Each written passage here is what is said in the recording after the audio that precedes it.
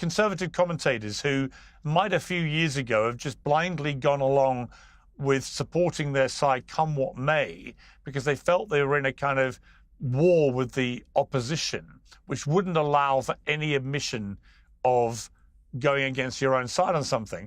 And now they're much more prepared, I've noticed on social media, to come out and criticize their own side. And I want to cheer that and say that's exactly how it should be.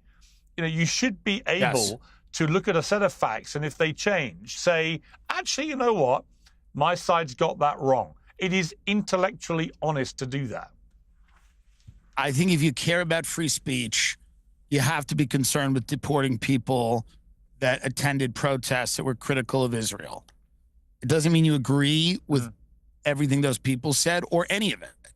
It means that if those people have not committed a crime and you cannot show that they are financially supporting Hamas or in any tactical way, and they're out there speaking freely at a protest, writing op-eds, deporting them because they've been critical of a foreign government, seems to feed the conspiracy theories that the United States is acting and doing things at the behest of Israel.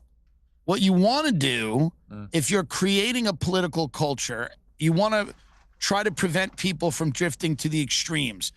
That should be the whole point of creating any type of political culture, is to say there are lines that people aren't going to cross. They're not going to get into Holocaust denialism, or they're not going to go, you know, on the other side into this crazy, let's banish everyone who disagrees with us and let's try to get them to lose their job and destroy their reputation and really do a ton of damage to people's lives.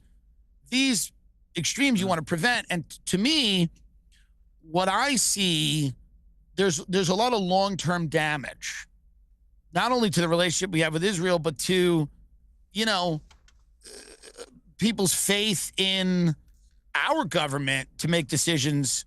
If we start deporting people without any due process, putting them in a jail in El Salvador, I think these are things that conservatives are saying, wait a minute, we've died on the hill of free speech.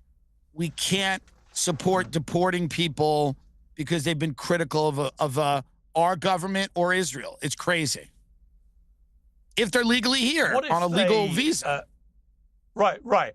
What if they are, for argument's sake, openly supporting Hamas, which is a prescribed terror group in the United States? In that circumstance, because you got this guy, Mahmoud Khalil, who was the head of the protest group in Colombia, who was apparently distributing pro-Hamas literature and was there on a green card. Would that change your thinking about somebody like that? Piers, I've openly supported Hamas. It depends who you're having lunch with. Don't you want to just get through a lunch, Piers? Do you want to fight everyone all the time?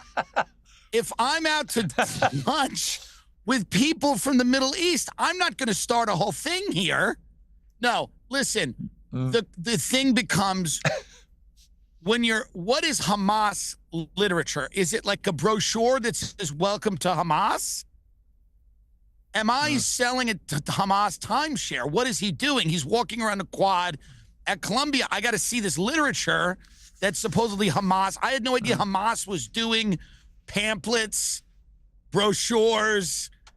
I didn't know. Do you go through a Hamas presentation? Do you show up to the lobby of a Marriott and they just get up and tell you about the organization?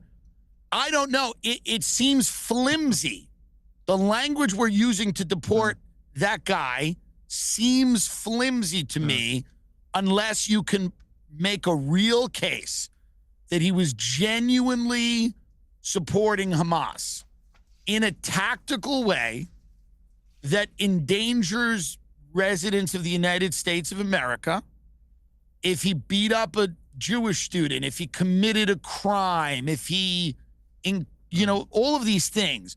But if he's just voicing a very anti-Israel point of view, I think deporting him is going to feed the flames of a lot of people that think that we're doing things at the behest of Israel and that we're compromising our values to do it.